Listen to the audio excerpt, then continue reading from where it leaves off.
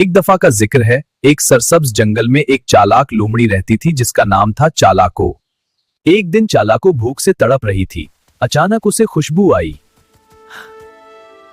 एक बड़े दरख्त पर एक काला कौवा बैठा था जिसके मन्हा में ताजा पनीर का बड़ा टुकड़ा था। चालाको ने प्लान बनाया और मीठी आवाज में बोली, "ए कौवा, तेरी आवाज इतनी मीठी है कि सारा जंगल सुनकर हैरान रह जाएगा। वाह वाह, क्या खूबसूरत कौवा है, इतना खूबसूरत पर चमकदार आंखें। मैंने सुना था जंगल का सबसे खूबसूरत परिंदा कौवा है, जरा एक गाना सुना दो।" कौवा खुश हुआ और जोर से कां कां किया। जैसे ही मना खुला, पनीर गिर गया और सीधा चालाको के मना में। शुक्रिया दोस्त, तारीफ से पनीर नहीं होशियारी से मिलता है। कौवा शर्मिंदा रह गया। अखलाक, तारीफ पर यकीन ना करो, अकल से काम लो।